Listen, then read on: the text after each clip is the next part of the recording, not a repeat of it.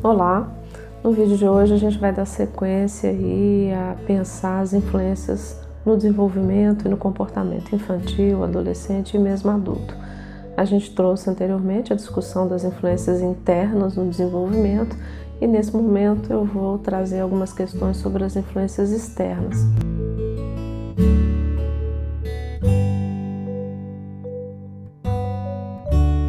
Quando a gente fala das influências externas, a gente está dizendo aí do ambiente, né, do que está em torno, e principalmente da criança, né, que é o nosso tema aqui inicialmente.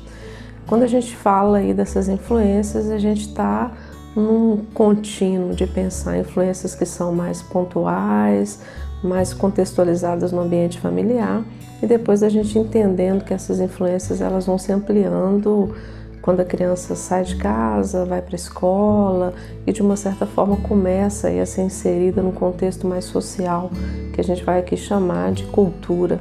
Então vamos primeiro analisar essa influência mais próxima, né? Por muito tempo a psicologia ela tendeu em dar um peso ao que estava no entorno da criança, entendendo que o ambiente ele determinava, né?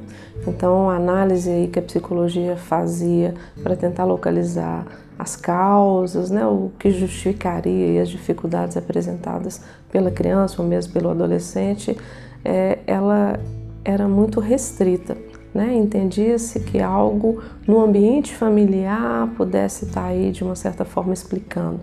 A perspectiva ecológica, que é um conceito mais atual dentro da psicologia do desenvolvimento, vai apresentando para a gente que, na verdade, mesmo que a criança esteja em um ambiente bem restrito, bem íntimo, né, com pai, com mãe, com poucos irmãos, todas essas pessoas, na verdade, elas circulam, elas vão estar aí imersas em trabalho, estudo, né, e vão de uma certa forma trazer todas essas influências aí para próximo dessa criança, né? Então um pai que trabalha, ele vai estar submetido aí a normas, valores, a uma rotina ou mesmo a experiências aí com pessoas, isso vai estar chegando a essa criança. Assim a gente pensa na mãe, na avó, né? Então o mesmo ambiente familiar bem restrito, a gente começa aí nessa perspectiva ecológica ou uma perspectiva que chama atenção para os sistemas, entender que essa criança, na verdade, ela vai se apropriar,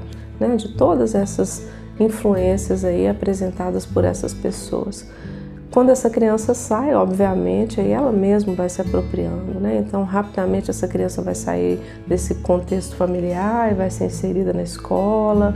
Essa criança também pode ser inserida aí, né, num ambiente mais de lazer. Essa criança pode estar aí sendo inserida em questões ligadas à religião, uma escolinha, por exemplo, de evangelização.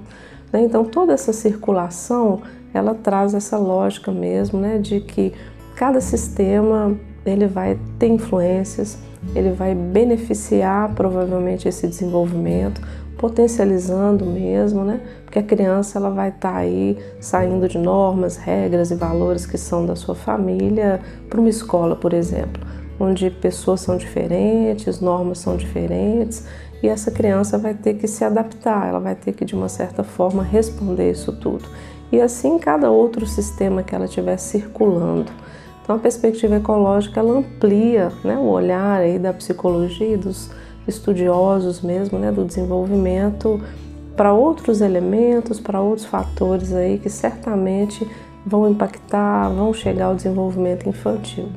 Quando a gente fala de sistemas, né, a gente está aí dizendo que a cultura ela une, né, todos esses sistemas. Então a cultura como normas e valores, né, que são para todos ou para um número bem grande de pessoas, né, um grupo de pessoas, a gente percebe que a cultura ela vai também marcando o desenvolvimento. Então vamos pegar um exemplo bem simples, né?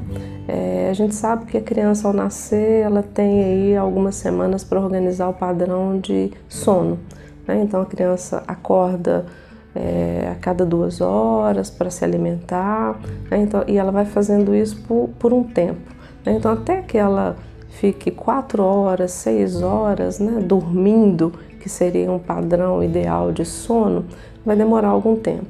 Mas em alguns países, se a gente pega, por exemplo, a África, né, então no Quênia, As mães elas vão carregar seus filhos, né, numa tipóia próxima ao corpo, por questões mesmo, né, de ter que voltar ao trabalho, de manter as suas atividades.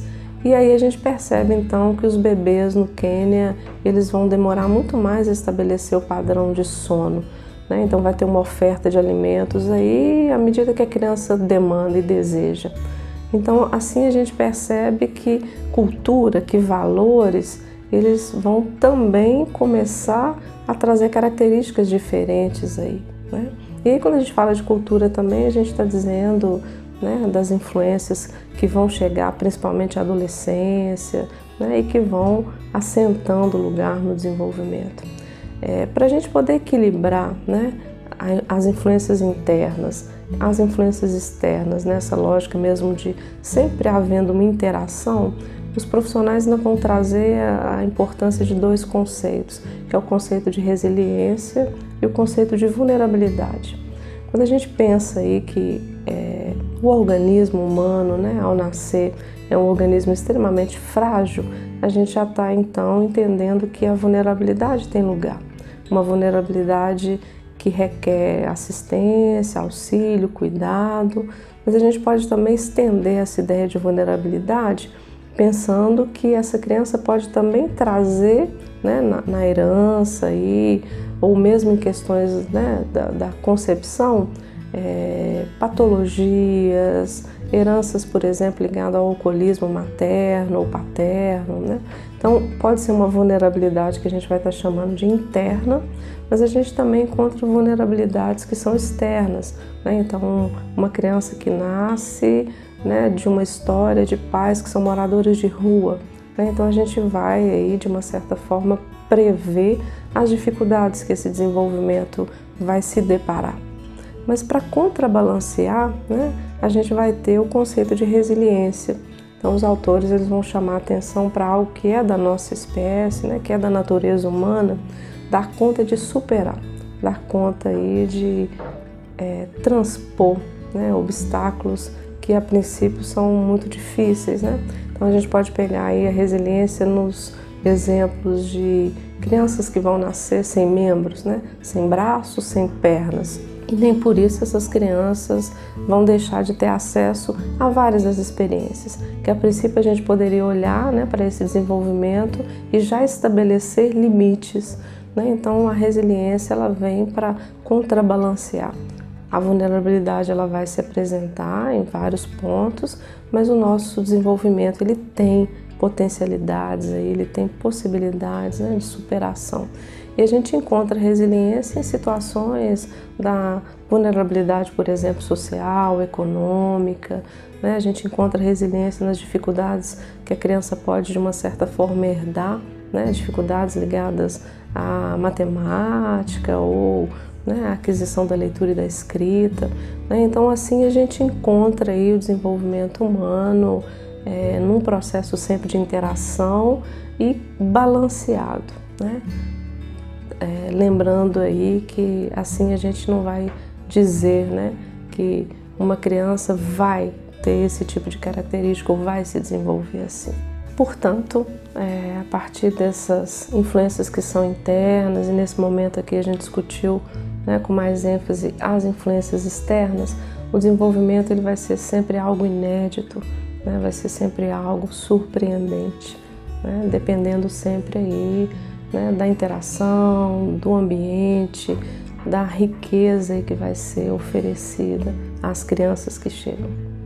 Então, aguardamos a inscrição de vocês no nosso canal, que vocês deixem também seus comentários, suas sugestões de temas, que curtam nossa página no Facebook e também no Instagram.